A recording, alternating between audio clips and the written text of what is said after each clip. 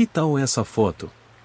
Alguns de vocês talvez reconheçam o homem no centro da imagem como ninguém menos que John Lennon, dos Beatles, provavelmente um dos maiores compositores do século XX.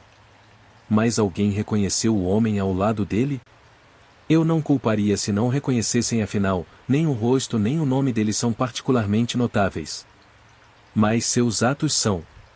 A pessoa à direita da foto é Mark David Chapman, e apenas 6 horas depois que essa fotografia foi tirada, Mark voltaria a se aproximar de Lennon em uma rua escura de Nova York mais, dessa vez, para tirar sua vida.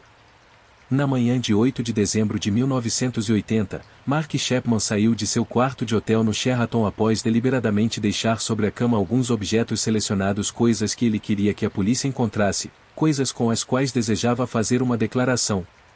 Seu primeiro ato naquela manhã foi comprar um exemplar do romance de J. D. Salinger, O Apanhador no Campo de Centeio. Na primeira página, ele escreveu: "Esta é minha declaração. Assinado, Holden Caulfield." Holden Caulfield é o personagem principal do livro, alguém por quem Mark admitiu ser obcecado, mais tarde dizendo: "Tenho certeza de que a maior parte de mim é Holden Caulfield. A parte pequena deve ser o diabo." Mark então passou horas rondando em frente ao prédio onde Lennon morava, conversando com fãs dos Beatles e tentando se misturar à multidão. Em certo momento, viu a empregada de Lennon voltando de um passeio com Shane, o filho de 5 anos de John e Yoko. Mark estendeu a mão para apertar a de Shane e disse que ele era um menino bonito, ou uma referência direta a uma música de Lennon chamada Beautiful Boy. Finalmente, pouco antes das 23 horas, John Lennon e Yoko Ono retornaram ao edifício após uma longa sessão de gravação. Chapman os esperava. Manteve a cabeça baixa até que o casal tivesse passado. Quando Lennon estava perfeitamente enquadrado sob o arco de entrada do prédio, Chapman tirou de seu bolso um revólver calibre .38. "Sr. Lennon", disse ele em voz baixa, antes de disparar 5 balas nas costas e no ombro de John. Cada projétil dilacerou carne, músculos e ossos em uma tempestade supersônica de destruição, deixando Lennon com um pulmão perfurado e a artéria subclávia rompida. Mark permaneceu no local até a chegada da polícia e, quando os oficiais chegaram, o encontraram lendo seu exemplar de O Apanhador no Campo de Centeio. Ele foi preso sem resistência. Uma das viaturas levou Lennon às pressas para o Hospital Roosevelt, mas não havia mais o que fazer. John Lennon foi declarado morto ao chegar. Uma luz brilhante de criatividade havia se apagado para sempre. Nos meses seguintes, uma equipe inteira de psicólogos e psiquiatras estudou o comportamento e a mente de Chapman em mais de 200 horas de entrevistas clínicas. Metade concluiu que ele sofria de psicose aguda, a outra metade, de esquizofrenia paranoide.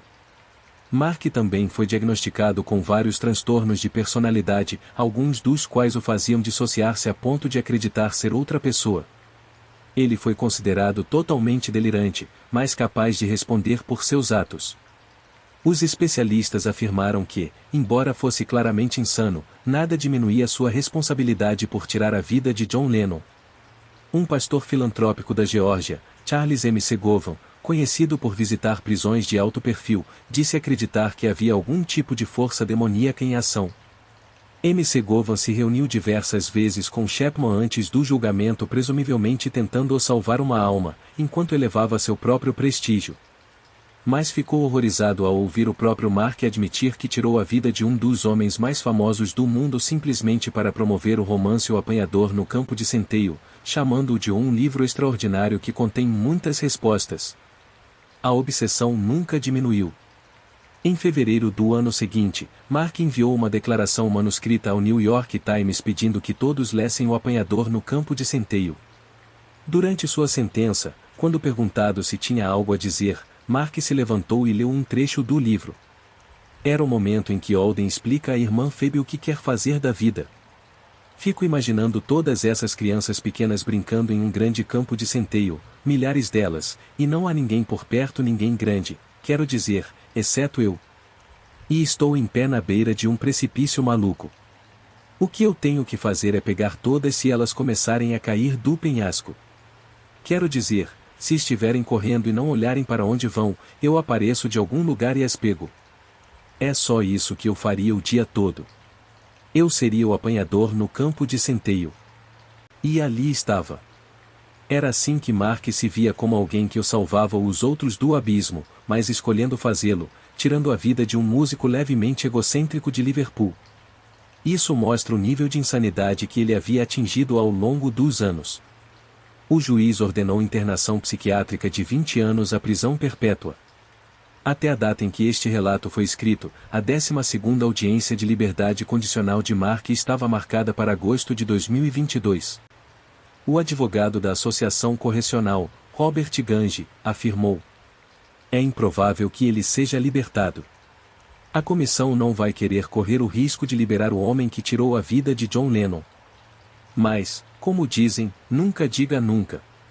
Então, se algum dia você se encontrar sentado ao lado de um simpático senhor do Texas e ele te perguntar se você já leu um livro chamado O Apanhador no Campo de Centeio, apenas sorria, acene e vá embora. Pode ser que isso salve sua vida.